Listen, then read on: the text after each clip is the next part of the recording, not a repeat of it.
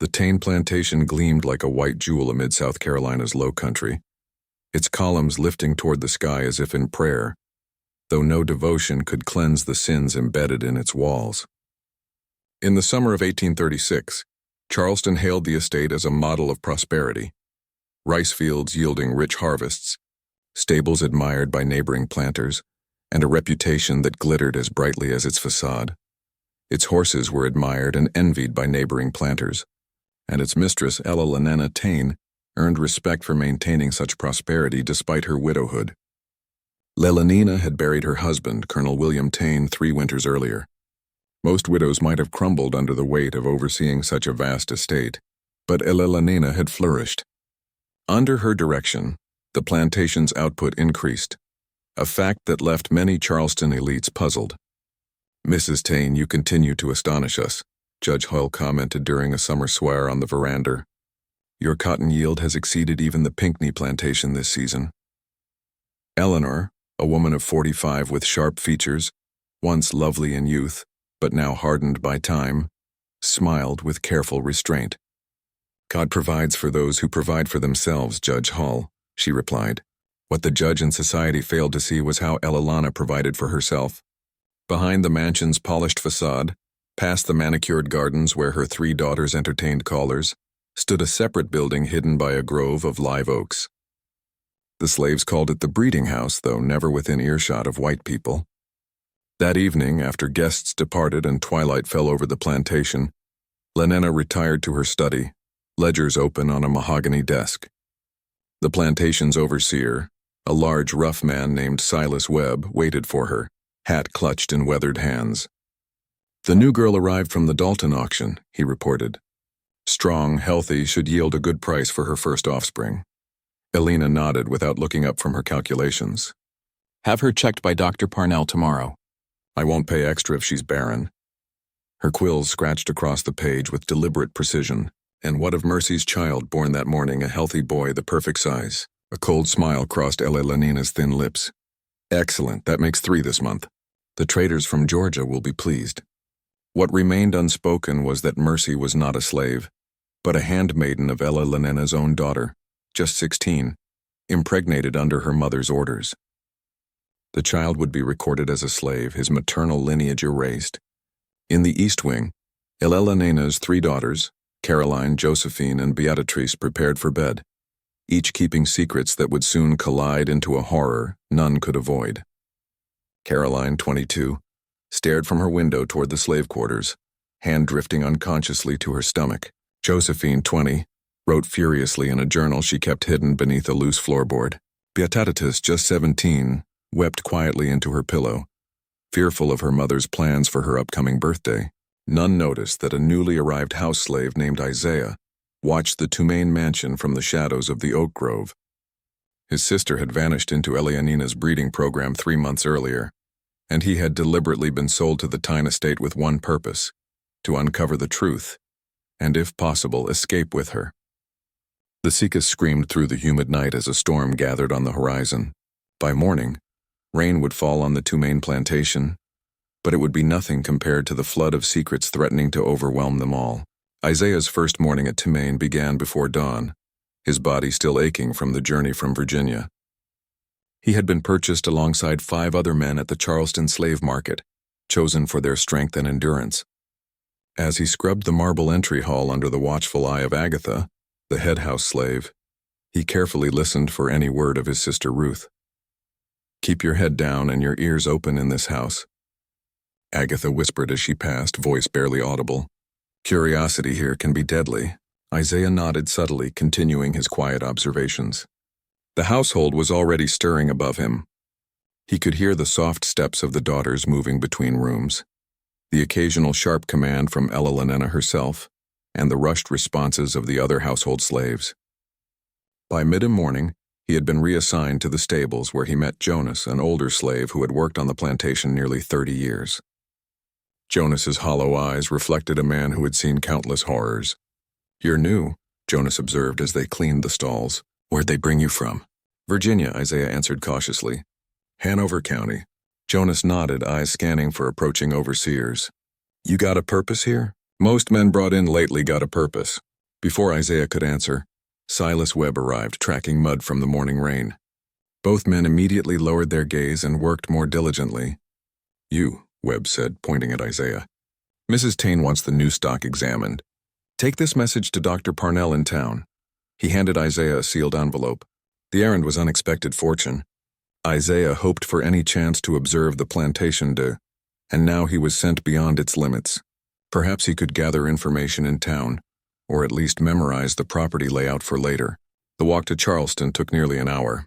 Dr. Parnell's office was near the harbor, a respectable building marked with a brass plate. Isaiah delivered the envelope to a pale-faced assistant. "Wait here," the assistant said, disappearing inside. Isaiah used the few minutes of relative freedom to study his surroundings. Nearby, two white men spoke in low tones. "Train's widow is sending another dozen next week," one said, checking his watch. "Fine stock if a little young. The market is eager." "Tain's breeding program is the most efficient in the state," replied the other. Isaiah's heart raced. His fears were confirmed. The Tain Plantation engaged in breeding slaves intensified after the international trade was banned. His sister could indeed be there, forced into a cruel cycle of producing children sold away from her. The assistant returned with another envelope, this one for Mrs. Tain only. Isaiah's return journey followed a slightly different path, allowing him to see the back of the property. Behind the main house, past the kitchen gardens, he spotted the hidden building. Unlike ordinary slave cabins, it had glass windows, though heavy drapes covered them. A white-clad woman, not a slave, entered through a locked door carrying what seemed to be medical supplies. That night, while other field hands slept, Isaiah slipped away to meet Phyllis, an elderly kitchen slave who had taken pity on him. Behind the smokehouse, where the smell of curing meat masked their whispers, he spoke. "My sister," Isaiah began. "Ruth, she should have arrived 3 months ago." Phyllis's worn face showed sorrow. "That building you saw, they call it the infirmary to decent folk. That's where they keep the breeding women." "Is she there?" Isaiah's voice cracked. Phyllis nodded reluctantly. "Yes, but whatever you're planning, stop. No one ever leaves that place. Mrs. Tain has the law, the church, and the gun on her side." "The daughters?" Isaiah pressed. Phyllis glanced toward the house. "Caroline, eldest. She's her mother's daughter through and through.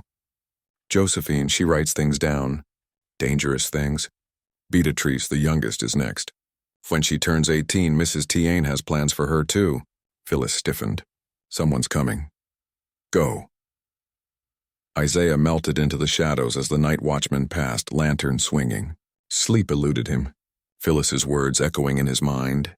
The Tain Plantation was a horror beyond what he had imagined, and at its center lay a mystery that even the cruelest practices could not fully explain. Josephine Tmain's hands trembled as she lifted the floorboard beneath her bed. The house had quieted. Mother was in her study tallying accounts. Carolyn entertained a neighbor's son in the parlor, and Beatrice had cried herself to sleep after another discussion about her responsibilities to the family. From the hidden compartment, Josephine retrieved a leather-bound journal and a small inkwell. Her record-keeping had begun 2 years ago as simple observations of the plantation's operations and the unusual arrivals of Dr. Parnell. But over time it had become both a compulsion and a dangerous act.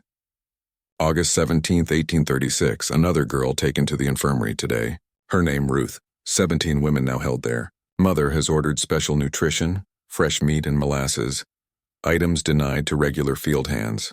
Dr. Parnell now visits twice weekly. Josephine paused, recalling the grim truth she uncovered last winter. Her father's death was not from natural causes. Hidden in her mother's private ledger, separate from regular accounts, she found 20 years of a program so meticulous and ruthless, it defied understanding. Selected women were forced into pregnancy. Nena experimented with bloodlines, combining different stock to control outcomes. Most horrifyingly, her sisters' names were noted. Caroline inducted at 18 as overseer of maternal health. Beatrice, scheduled for her first term at 18. A soft knock at the door almost made Josephine spill her ink. She quickly replaced the floorboard. "Yes," she called. The door opened to reveal Esther, a house slave. Eyes downcast, she said. "Miss Caroline requests your presence in the parlor. Mr. Blackwood has brought his brother." Josephine composed herself. "I'll be down shortly." These visits were never casual. Mother orchestrated them, evaluating potential husbands for genetic and social advantage. The Blackwoods were wealthy and established. If Mother approved, Josephine would be expected to encourage the match, a thought that turned her stomach. Downstairs, the parlor glowed with candlelight. Caroline sat poised, laughing at Thomas Blackwood's remarks. Beside him, his younger brother, Lieutenant James Blackwood, newly returned from military service, stood stiffly in formal attire. At 25, his soldierly bearing and alert eyes scanned the room. "Miss Tain," he greeted with a bow. "Your sister speaks highly of your achievements." "Caroline is too kind," Josephine replied, seating herself. "I hear of your time on the frontier, Lieutenant. Quite an adventure, I imagine." As James described the Western Territories, Josephine noticed Isaiah, the new house slave, entering the room. A tray of refreshments was carried around and their eyes met briefly. Too briefly for anyone else to notice, but long enough for Josephine to sense something important. This man moved differently from the others. His motions had purpose, and his carefully downcast gaze suggested awareness. Conversation flowed predictably until Elena Tain entered, perfectly timed to appear casual, though everything about the evening was orchestrated. She examined Lieutenant Blackwood with the same clinical detachment she applied to evaluating livestock. "Lieutenant," she said with a warm tone that didn't reach her eyes, "how fortunate to have you join us tonight. I understand your family's rice plantation borders our southern fields. Perhaps tomorrow you might tour the Tain operations. We have some innovative methods I think will interest a progressive young planter." Josephine felt a chill. Her mother never invited outsiders to inspect the plantation without reason. What role did Lieutenant Blackwood play in her plans? Later that night, she wrote in her journal, "Mother has taken an interest in Littleton James Blackwood. He is to tour the plantation tomorrow, though I doubt the infirmary is part of it. Caroline seems aware of this arrangement. Beatrix's birthday approaches too quickly. Whatever Mother intends, I must find a way to stop it. Perhaps the new house slave Isaiah could help. Something about his manner suggests he is not what he appears." Outside her window, thunder rolled as another summer storm approached. Josephine could not shake the feeling it was an omen for the turmoil about to strike. Dr. Maxwell Parnell was meticulous. His instruments were spotless, records immaculate, observations clinical. These traits made him invaluable to Alea Tain's operation over the past decade, as he worked in what the plantation slaves called the breeding house, officially the infirmary. He maintained the same professional air as in his Charleston practice. 12 rooms held 1 or 2 women each, depending on pregnancy stage or recovery. 16 women were there currently, 3 in their final month, 4 who had delivered in the past 2 weeks. Subject 23 shows excellent recovery, he noted to Nurse Hammond, a stern woman dismissed from a Boston hospital before joining Mrs. Tain. Milk production abundant. Infant gaining weight appropriately. Subject 23. Ruth sat in a rocking chair by the window, nursing a 10-day-old infant. Her eyes were vacant, her spirit crushed by months of captivity, and the knowledge her child would be taken and sold within weeks. Continue for subjects 17 through 22. Discontinue for 23 until the infant is weaned. Mrs. Tamanine wants her ready for the next cycle by November, Nurse Hammond reported. Their clinical talk stopped with a knock at the main door. Nurse Hammond answered, returning with a sealed note. "Mrs. Tain requests your attendance at dinner tonight. She's entertaining the Blackwood brothers and wishes to discuss their bloodlines." Dr. Parnell nodded. These dinners were carefully planned by Elena, assessing potential husbands for her daughters based on traits she wanted in her program. The doctor no longer questioned the morality of his work. The research was too valuable, the payment too generous. Later he paused outside a locked room at the hall's end. Unlike the others, this door had no window. Only he and Elena held keys. Inside, preserved in jars, were failed experiments, malformed infants, stillbirths, unviable crossings. Eleanor insisted on keeping them for study. Beside the jars were meticulous records, unknown to others. Some specimens came from Eleanor's own family. The horror of the Tain Plantation went beyond slavery into something far darker. Eleanor was controlling the lineage of her own family to create superior specimens. Outside, Isaiah worked in the garden, overhearing conversations through open windows. The planned tour for Lieutenant Blackwood had begun. Eleanor showing her rice and cotton fields. "Your irrigation is impressive, Mrs. Tain," Blackwood remarked. "I'm impressed by your agricultural knowledge. Necessity breeds innovation, Lieutenant. When my husband died, many expected failure under a woman's hand. I was determined to prove them wrong. You've succeeded. Your yields are the county's envy." Elena's smile was sharp. But you haven't seen our most profitable operation. Perhaps after dinner, if interested. Animal husbandry. Isaiah, pruning nearby shrubs, felt his blood run cold. The animal husbandry building was the breeding house. Was she planning to show a military man that part of the plantation? During dinner, Isaiah watched carefully. Caroline charmed Thomas Blackwood. Josephine was paired with James, though her conversation felt strained. Beatrice, youngest, barely touched her food, flinching whenever addressed. I understand your family is keen on selective breeding, Elena said over dessert. Your father's racehorses are famous. Yes, Mom, James replied. Though our stable master deserves the credit, I've been away too long. You understand the principles, selecting traits, maintaining bloodlines. After dinner, I'll show a project few outsiders have seen.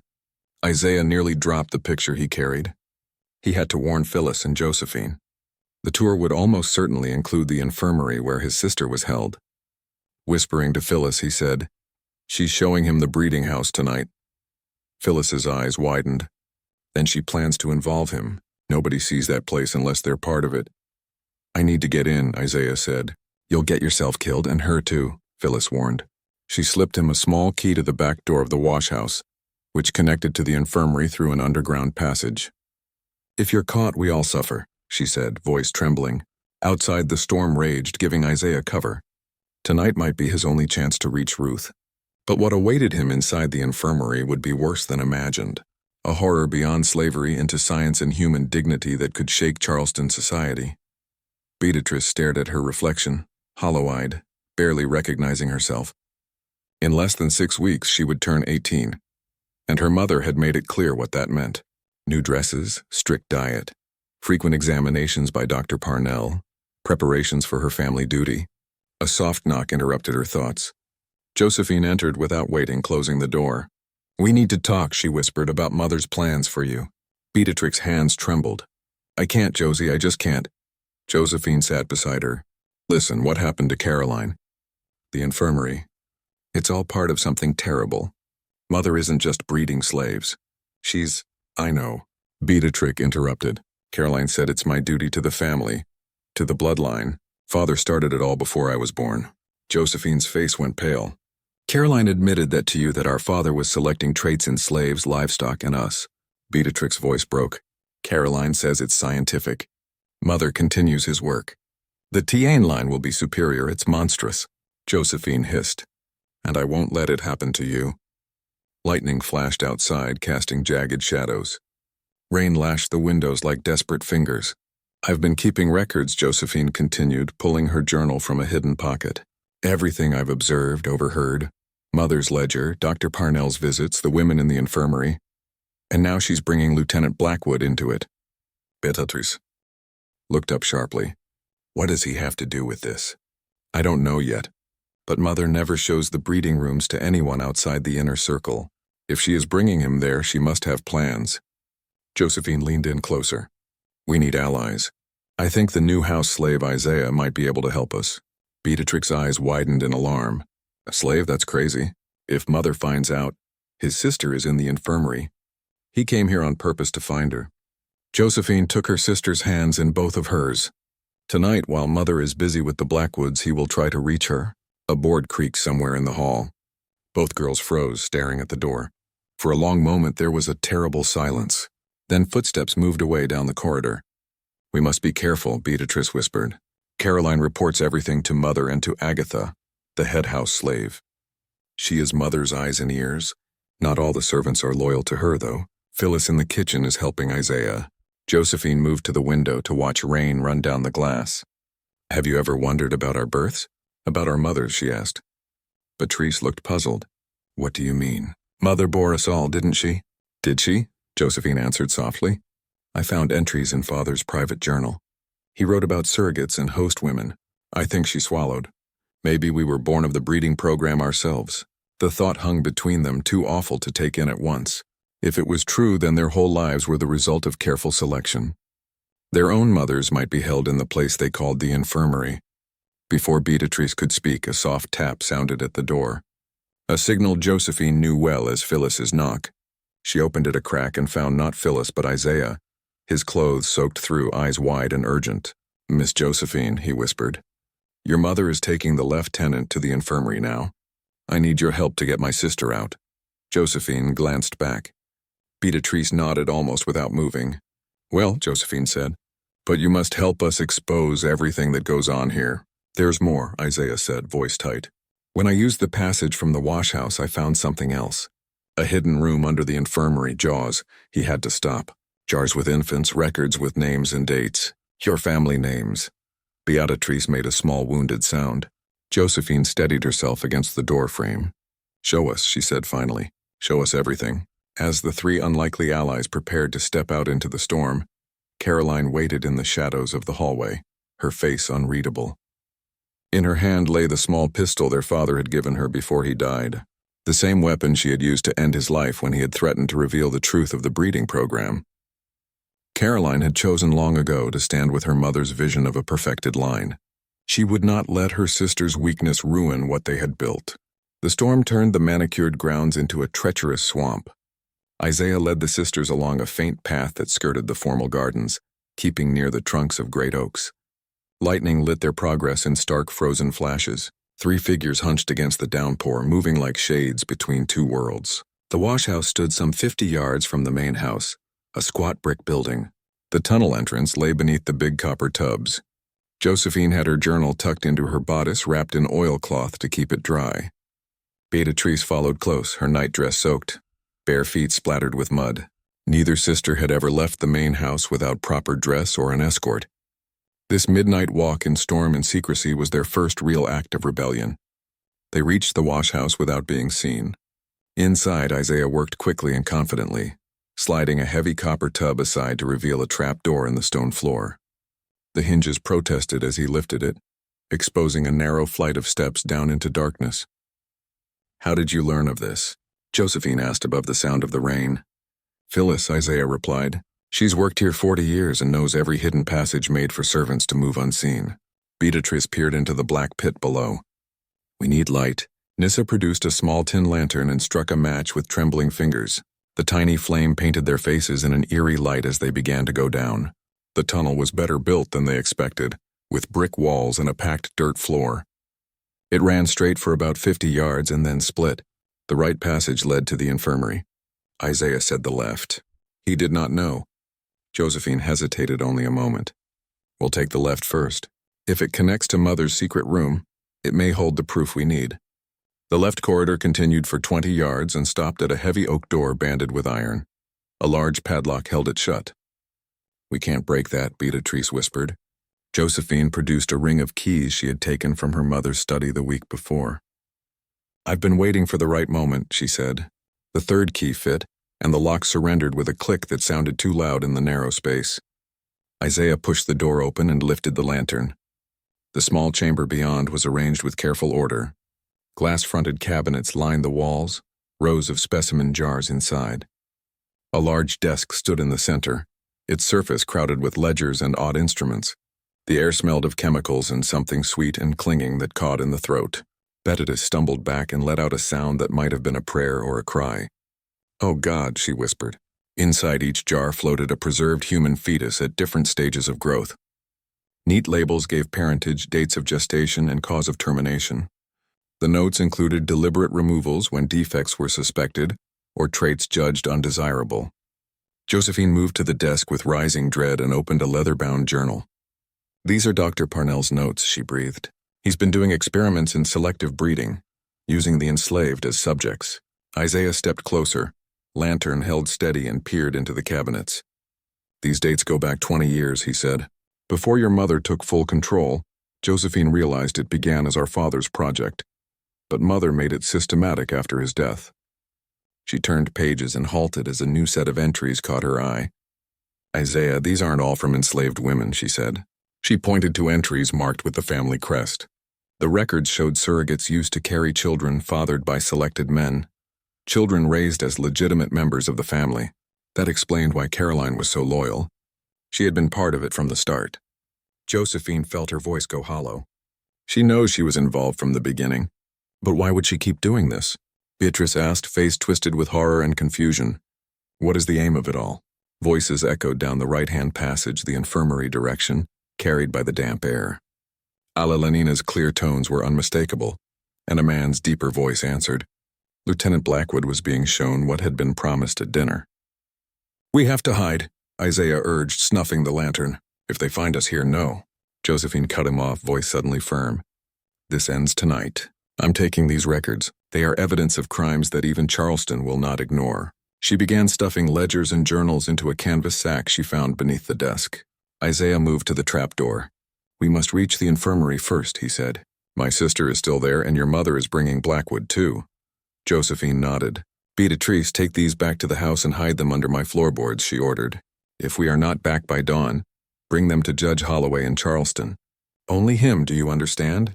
Reluctantly, Beatrice tucked the sack under her cloak and slipped away through the tunnel. Josephine and Isaiah retraced their steps to the fork and took the right path, moving as quietly as they could. Voices grew louder as they neared another door. A pool of lamplight spilled into the passageway, while they pressed themselves into shadow. Through the open space they heard a casual, chilling line. "The breeding program produces about 30 infants each year," one voice said, as if discussing the yield of a field. The other answered in the same tone, as if it were a routine fact, not a moral outrage. The two sisters and a young man, desperate to save his kin, stood in the dark and listened, each understanding in that moment how deep the secret went and how much danger they had stepped into.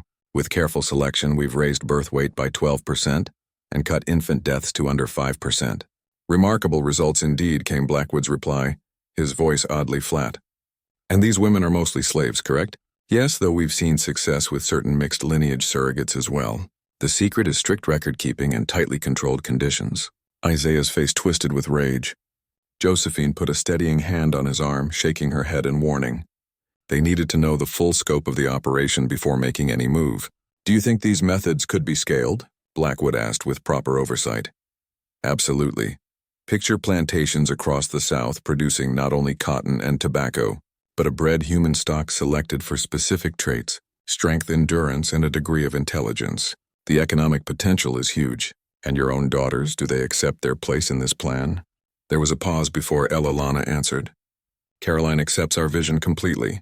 Josephine has a scientific mind but lacks full commitment to progress. And Beatrice, she comes of age next month. Her first pairing is already arranged." "With whom?" Blackwood's voice sharpened. "Why, Lieutenant?" Lenina said with a cold laugh. "With you, naturally. Your intellect, all excellent traits to introduce into our program. Of course, you'll be paid well. Your brother Thomas has also agreed to a similar arrangement with Carolyn." In the hidden passage, Josephine stifled a sound of horror. Isaiah's hand moved toward the knife at his belt, but Josephine held him back. They needed more proof, more witnesses, before they confronted Elenina Tmain. "I see," Blackwood said after a long silence. "And Dr. Parnell runs the medical side. He's been indispensable. His research into hereditary traits is decades ahead of European science.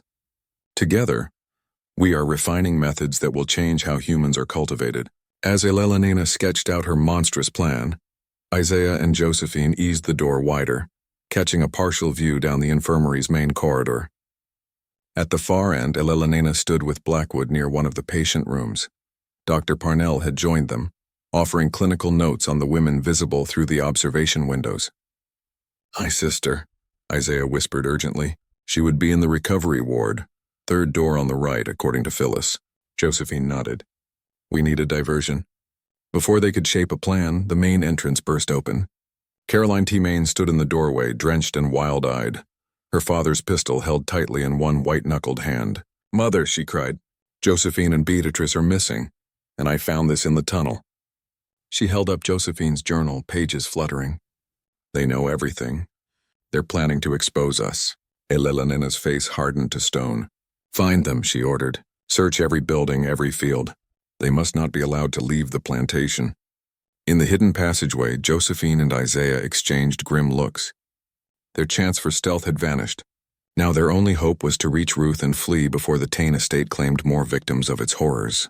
Blackwood had seen brutality in his military service on the frontier. He had watched the ruins after massacres, the collapse of villages struck by disease, and the cruel indifference of fate. Yet nothing in his past prepared him for the cold organized evil of Elenina Tmain's breeding program. As Caroline's announcement rang out in the infirmary, he used the instant confusion to edge away from Layla and the doctor. His right hand went to the inside pocket of his coat, where he carried not just his commission as a lieutenant, but also papers marking him as a federal investigator sent from Washington after troubling reports of illegal breeding operations. "Mrs. Tain," he said evenly, "perhaps your daughter simply went for a walk. Do not patronize me." Elena snapped. "Caroline, alert Mr. Webb and the overseers. Question every slave. Search every building." She turned to Parnell. "Secure the records. If needed, prepare to move the subjects." As Caroline hurried into the storm, Blackwood noticed a flicker at the corridor's far end. A door opening a crack and a man's face appearing for just an instant before vanishing. The new house slave. He realized the one who had served at dinner with such careful watchfulness. "Dr. Parnell," Elian continued, oblivious to Blackwood's notice, "perhaps you should show the lieutenant your laboratory while I direct the search." Parnell inclined his head. "This way, sir. You'll find our research protocols quite interesting." Blackwood followed down a side passage, weighing his options. His original mission had been quiet reconnaissance. Confirm the rumors, note the facts, then return with marshals to close the operation. But with the Tain girls in danger, and a plantation-wide hunt now underway, the schedule had been forced forward. "Our breeding methods are based on practices already proven in animal husbandry," Parnell explained, as they descended a narrow stair. "We have adapted the process for humans with notable results, and these results are documented," Blackwood asked, keeping his tone controlled. "Extensively," he said. 20 years of data spanning multiple generations. Proof that you can emphasize traits by careful selection." Parnell's voice had the clinical detachment of a man talking about crop rotation rather than about people. At the bottom of the stairs, they reached a heavy door. Parnell drew a key from his waistcoat, then hesitated, studying Blackwood's face. "You seem troubled, Lieutenant." Having second thoughts about Mrs. Timane's offer, Blackwood kept his military calm. "I'm simply taking in the scale of this operation. It's broader than I imagined." Parnell seemed reassured and opened the door. "This is where we keep our records and specimens. You'll understand the scientific importance once you stop short, staring at the room's disorder." "Someone's been here," he gasped. "The records, some of them are missing." Blackwood looked over Parnell's shoulder, noting open cabinets and a cleared desk. "Maybe Mrs. Timane moved them already." "No," Parnell said. "This is not how I left it this afternoon." He moved among the specimen jars, checking labels. "The Tain lineage documents are gone and the breeding projections for the next generation." Blackwood seized the moment. "Doctor, I think we should return upstairs. There may have been a breach of security." A sharp scream cut through the air from above. Parnell shot his head up. That came from the recovery ward. Both men ran back up the stairs, Blackwood deliberately staying a beat behind. The main corridor had become chaos. 2 slave women had broken free from their rooms and were scuffling with Nurse Hammond.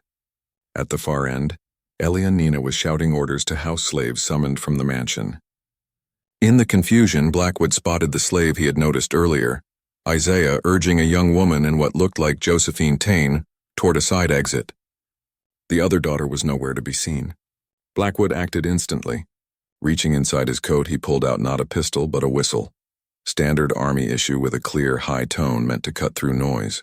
He blew 3 sharp blasts, a prearranged signal for federal marshals posted around the plantation perimeter. The sound sliced through the commotion. Elena turned, confusion giving way to fury as she understood what the signal meant. "You," she hissed. "You're no breeder." "Federal investigator," Blackwood confirmed, producing his credentials. "This operation is over, Mrs. Tain." Elena laughed in a brittle, dangerous way. "You fool. Do you think I haven't protected myself? Much of Charleston's judiciary profits from my research.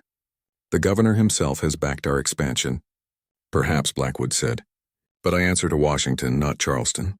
Stopping illegal slave trading in fields like yours is a federal priority." Parnell began to edge away, clearly eyeing his own escape. Blackwood kept one eye on him while he addressed Elena. "The only question now," he said, "is whether you will face justice alone or try to drag your powerful friends into this to save yourself." Elena's reply was not fear or denial. Her face cooled into a small, hard smile. "Lieutenant, your federal reach stops at the bounds of this estate. My overseers are armed, loyal, and well paid. Your marshals may never get past our gates." She called out, "Mr. Webb, we have an intruder." Silas Webb appeared from a side corridor, the plantation overseer flanked by 2 men with shotguns. Their faces said they would welcome a reason to use them. The standoff broke when Caroline returned, her dress splattered with mud, the pistol still in her hand.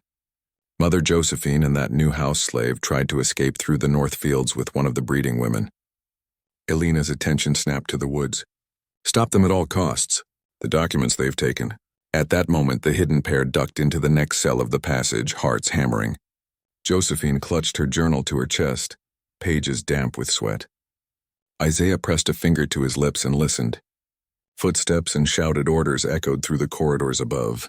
They could hear the distant crack of marshals' boots, the clatter of gates being barred, the low murmur of men coordinating searches. Outside, the storm that had driven Caroline in from the field still battered the windows with rain and wind, a blur of water and dark trees. The plantation, once a place of ordered routine, had been thrown into violent motion. They crawled forward a few feet, and then another, the tunnel's air cool but stale against their faces. Josephine's thoughts raced. Ruth was their only hope.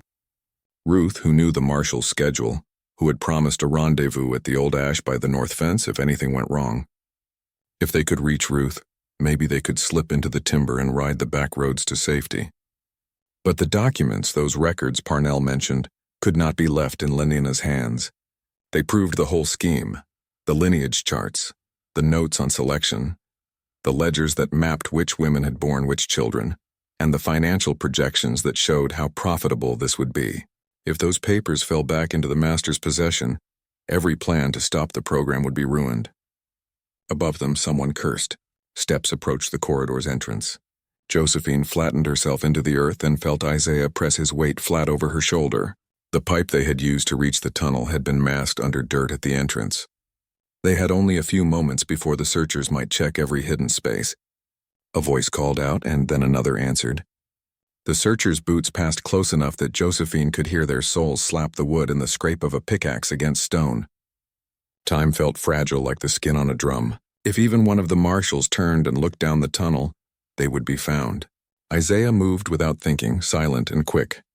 He slipped from the tunnel's mouth and eased open the grate covering the drainage channel that led toward the ash tree. The space beyond was narrow, but it offered a path. Josephine followed, journal against her breast, her limbs numb with cold and fear. Ahead, the channel dropped and curved, its roof low and slick with moss. They pushed forward, crawling on hands and knees through the dark, breath held, the distant sounds of men and dogs passing above. Each inch felt like stealing a life back from the hands of those who would take it away.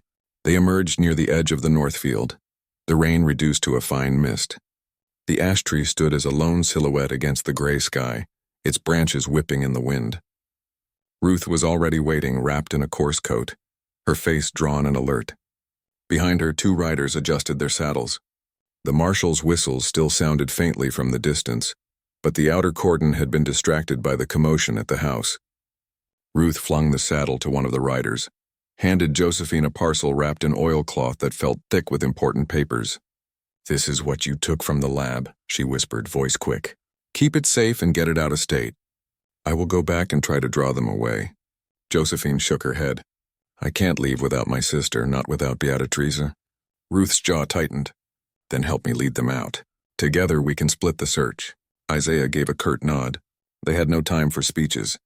The four of them mounted and rode hard, mud kicking from the horses' flanks, the rain blurring the road and the world into a smear of gray. Behind them, shouts rose and the plantation erupted into a chase. The documents were safe for the moment, but the storm that followed would test every promise and every courage. In that split second, Josephine charged forward, her soaked dress clinging to her as she lunged at Webb. The unexpected attack caused him to stagger back, pistol swinging wildly. The baby screamed, but Ruth managed to shield him with her arms, pressing him tightly against her chest. Isaiah took advantage of the distraction, twisting the second overseer to the ground and pinning him until he could no longer struggle.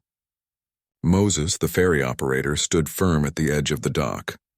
Gaff hook raised, eyes flashing with determination. With a single command, he herded the men toward the shallow riverbank, using the hook to push them back without striking. Webb cursed, fury evident in every line of his face, but the sudden convergence of Josephine, Isaiah, Ruth, and Moses left him momentarily paralyzed. Blackwoods spurred his horse closer, taking a defensive stance between the trio and the remaining overseers. "Move now," Blackwood shouted, voice cutting through the drizzle. Ruth clutched the baby tighter as Isaiah lifted her toward the ferry.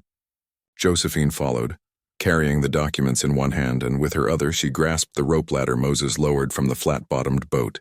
The three scrambled aboard, hearts pounding, water sloshing against the hull. Webb finally regained his wits, raising his pistol to fire, but Blackwood's revolver cracked in response. A shot rang out, embedding in the wooden deck just beside Webb's boot. He froze, eyes wide, realizing the futility of resistance. The remaining overseers, seeing their leader hesitation, slowly dropped their weapons. Josephine's chest heaved with relief, though exhaustion threatened to pull her to the deck. Moses shoved off from the dock and the ferry lurched into the current. The river was swollen from the storm, but the flat-bottomed boat cut through it with surprising speed. Josephine knelt beside Ruth, wrapping the baby in her wet shawl, while Isaiah kept a careful eye on the far bank, where the first flickers of dawn were beginning to pale the night sky. "Are we safe?" Ruth whispered, voice trembling. "For now," Josephine replied, glancing at the darkened silhouette of the plantation in the distance. "But we're not free until we reach the northern banks and the ferry landing. Every moment counts." Blackwood rowed alongside the ferry, scanning the opposite shore. The marshes and embankments offered some concealment, but he knew Elenena's loyalists would not give up easily. "We need to move quickly. There's a shallow channel a mile upriver where the currents are gentler. We can make time there without being seen," he said, voice steady but urgent. Josephine handed the gold locket and part of the documents to Blackwood. "Keep these safe," she instructed. "They prove everything. If we survive, they'll bring her down." Blackwood nodded solemnly, tucking them into his coat as the ferry picked up speed. The first rays of sunlight began to break through the storm clouds, reflecting off the swollen river in streaks of silver. The landscape shifted from shadowed marshes to low-lying fields, still dotted with puddles and mud from the storm. The distant sound of hooves reminded them that Webb and his men were still searching, but the tide of fortune had shifted.